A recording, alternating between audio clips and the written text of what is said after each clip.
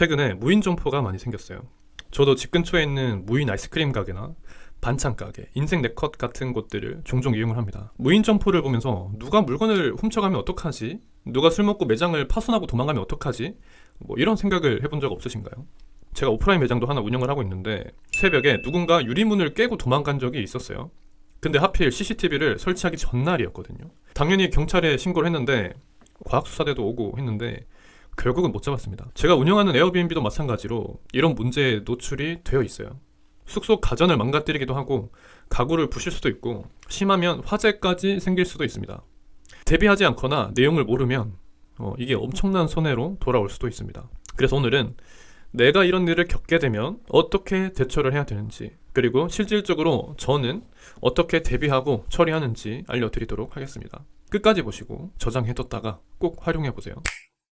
에어비앤비 나이트메어라고 뉴스가 나왔었습니다. 미시간 더글러스로 여행을 가서 에어비앤비 숙소를 이용을 하고 잘 지내고 다시 돌아왔는데 숙소를 운영하는 호스트로부터 18,000달러, 그러니까 하나로 2,400만원에 해당하는 금액을 배상을 해라 라고 편이 와 있었다고 해요. 심지어 호스트는 슈퍼 호스트로 평점이 좋은 호스트였는데 다행히 게스트가 과도한 배상 금액이라고 고객센터에 항의를 하니까 청구 금액은 없던 일로 잘 정리가 되었다고 합니다. 어떻게 이런 일이 있을 수가 있었냐면 에어비앤비에서는 호스트에게 보장 프로그램을 두 가지를 제공을 합니다.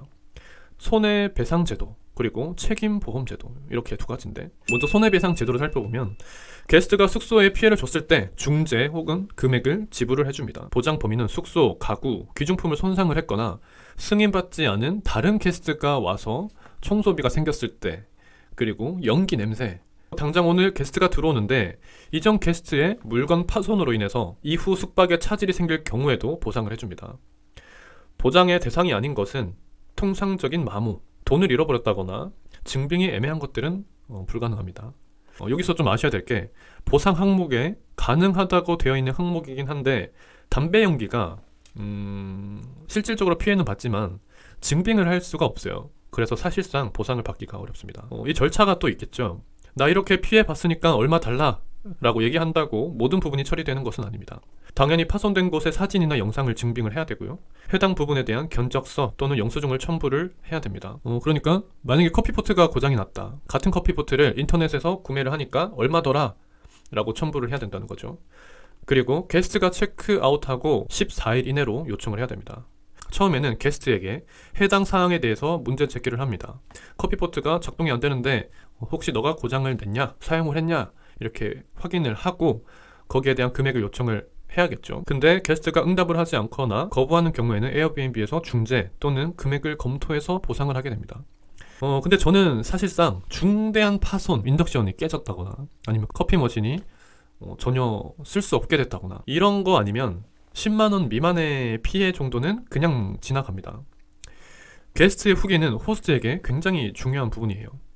체크아웃 후에 피해 보상에 대한 얘기를 게스트에게 하면 대부분의 게스트들은 후기를 좋게 써주지 않겠죠. 그렇기 때문에 소액의 경우에는 스스로 그냥 숙소 개선 비용이다 라고 생각을 하고 처리를 합니다.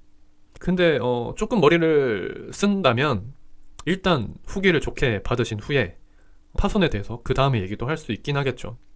체크아웃을 하고 14일 이내로만 요청을 하면 되니까요.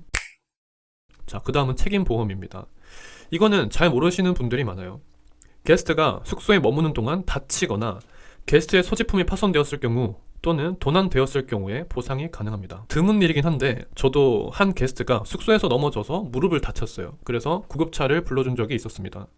다행히 크게 다친 것은 아니라서 책임보험을 사용하진 않았지만 밤 12시에 연락이 와서 굉장히 놀랬던 적이 있어요. 손해보상보다는 지급 과정이 조금 더 복잡할 수밖에 없겠지만 이렇게 보상받는 제도가 있다는 것을 알기만 해도 심적으로 많이 의지가 됩니다. 그러면 이렇게 생각하실 수도 있겠죠. 에어비앤비는 호스트 친화 정책만 가지고 있냐? 호스트 위주의 보상 제도만 갖고 있냐? 아닙니다. 게스트에게도 보상 제도가 있겠죠. 그래서 사실 호스트도 이런 게스트 보장 제도 때문에 좀 조심을 해야 되는 부분도 있어요.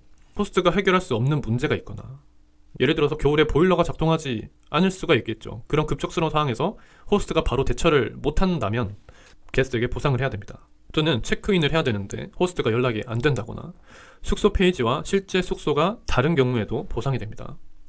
침실이나 침대 개수를 속이는 경우도 있겠죠. 이럴 경우에는 전액 환불 또는 일부 금액 환불 또는 유사한 숙소를 찾도록 도와줍니다. 이런 사항이 있기 때문에 실제 숙소와 에어비앤비 업로드 내용이 반드시 같아야겠죠. 스트레스를 좀 받겠지만 사실 이런 작은 문제들은 충분히 대응을 할 수가 있습니다. 근데 여기서 가장 무서운 것은 화재에 대한 내용이겠죠. 우리 에어비앤비는 숙소 안에서 요리를 할 수가 있습니다. 그렇다 보니까 화재에 대한 것을 반드시 대비를 해야 돼요. 물론 에어비앤비에서 300만 달러, 하나로 40억인데 이 금액 내에서 보장한다고는 하지만 화재보험 정도는 들어놓는 것이 안전합니다. 근데 화재보험을 가입하실 때 주의해야 될 점이 있어요. 보험 설계사가 에어비앤비를 잘 모르기도 하고 등기가 주택으로 나와 있기 때문에 별 생각 없이 주택으로 가입을 하시는데 화재가 생겨서 소액 피해일 때는 손해사정사가 방문을 하지 않고 처리되는 경우도 있습니다. 하지만 규모가 클 때는 손해사정사가 방문을 하게 되겠죠. 이때 누가 봐도 숙소로 사용하고 있는 주택이기 때문에 보상을 못 받는 경우가 있습니다. 그래서 취사시설이 있는 숙박형으로 화재보험을 가입을 하셔야 돼요. 원래는 화재보험에서 누수에 대한 보상도 해주는데 연식이 20년 이상 지난 주택들은 가입이 어렵습니다. 화재보험이 월 1만 원 정도 하는 금액이니까 웬만하면 가입을 해서 대비를 하시는 것이 좋습니다. 오늘은 숙소에 대해 피해를 봤을 때 어떻게 대처를 하면 좋을지에 대해서 그리고 에어비앤비 보상 프로그램에 대해서 알려드렸습니다.